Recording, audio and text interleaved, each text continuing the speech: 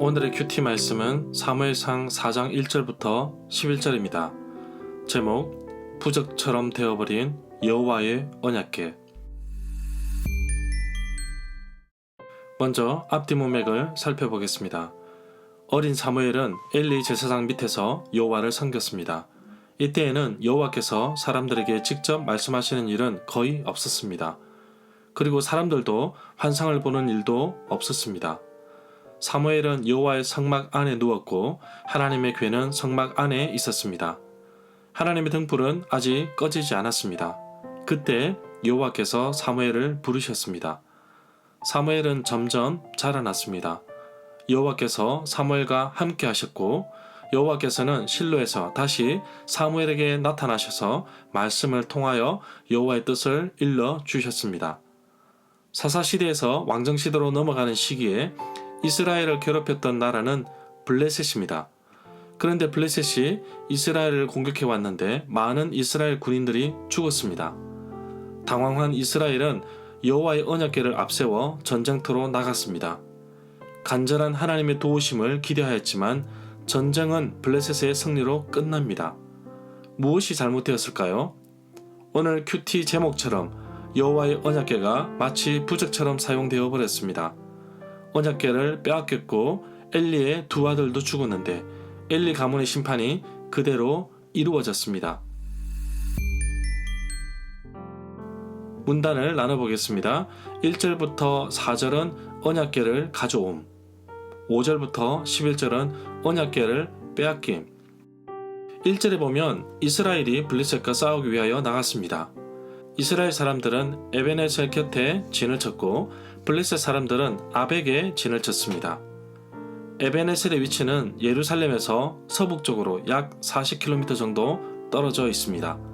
해안 평야이며 아벡과 가까이 붙어 있습니다. 여기에서 블레셋에 대해서 알아보겠습니다. 이들은 BC 13세기 말경에 팔레스틴 서남 해안을 점거하고 거기에 가사, 아스글론, 아스돗, 가드, 에그론 등 5 도시 국가에 정착하고 살았습니다. 12세기에 이들은 동쪽으로 그들의 영토를 확장해 나갈 때 그들은 가나안의 반대쪽인 서쪽부터 영토를 확장해 오던 이스라엘 백성들과 계속적으로 충돌을 하게 됩니다. 이들은 다윗이 마지막으로 그들을 멸망시킬 때까지 이스라엘 백성들의 큰 대적 중에 하나였습니다. 2절에 보면 블레셋 사람들이 이스라엘에 대항하기 위하여 전열, 대형을 갖추었습니다. 싸움이 시작되자 블레셋 사람들이 이스라엘 사람들을 이겼습니다. 그래서 전쟁에서 죽은 군인이 4,000명 정도 되었습니다. 실제로 블레셋 사람들은 이스라엘 사람들보다 더 위협적인 무기를 가지고 있었습니다. 이스라엘에게는 늘 위협적인 존재 그 자체였습니다. 3절부터 4절에 보면 전쟁에서 패한 이스라엘 백성들이 진영으로 돌아왔습니다. 왜 여호와께서 이스라엘을 블레셋 사람에게 패하게 하였을까 고민하던 이스라엘 장로들은 여호와의 언약궤를 실로에서 에베네셀로 가져오게 하였습니다. 그러면 이스라엘을 원수에게서 구원해 주실 것으로 믿고 있었습니다. 그리하여 실로에서 여호와의 언약궤를 가져왔고 엘리의 두 아들 홈리와 비느하스도 함께 왔습니다. 만군의 여호와의 언약궤는 이스라엘 백성에게는 아주 중요한 의미를 가지고 있습니다. 바로 언약궤가 있다는 것은 하나님이 함께 하심을 상징하기 때문입니다.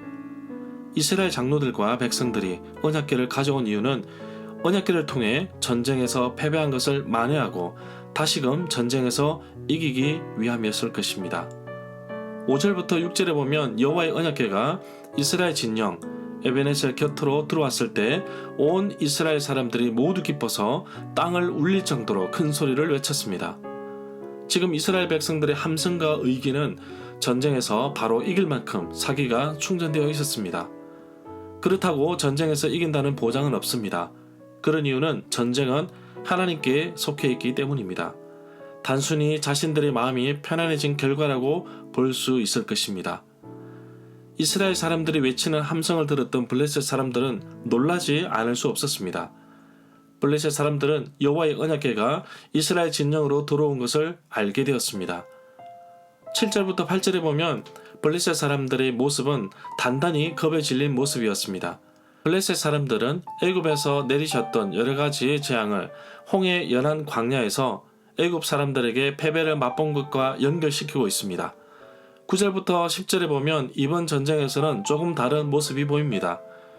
그러면 지금 이 시점에 하나님은 이스라엘 백성들의 오만한 모습을 꺾으시기 위해 도리어 블레셋 사람들에게 힘을 불어넣어 주고 있는 것을 볼 수 있습니다. 그러나 중요한 것은 블레셋은 단순히 이스라엘 백성들을 심판하기 위한 도구일 뿐입니다. 블레셋 사람들이 용감하게 싸웠습니다. 결국 이스라엘이 전쟁에서 졌습니다. 이스라엘 사람들은 자기 장막, 자기 집으로 도망쳐버렸고 이스라엘은 크게 졌습니다. 군인 보병만 3만 명이 죽었습니다. 11절에 보면 설상가상으로 하나님의 언약궤를 블레셋 사람들에게 빼앗겼습니다. 그리고 엘리의 두 아들 홈리와 비나스도 죽었습니다. 엘리의 두 아들의 죽음은 사무엘상 2장 34절에서 예언되었습니다. 여기에서 언약궤에 대해서 알아보겠습니다. 거룩한 궤라는 뜻으로 히브리 말은 상자입니다. 이스라엘 백성들은 이 언약궤를 실로에 있는 중앙성소에 두었습니다. 언약궤를 사무엘상 4장에서 빼앗기지만 다시 되찾게 됩니다. 다윗이 언약궤를 예루살렘으로 옮기고 솔로몬이 성전의 지성소에 두게 됩니다.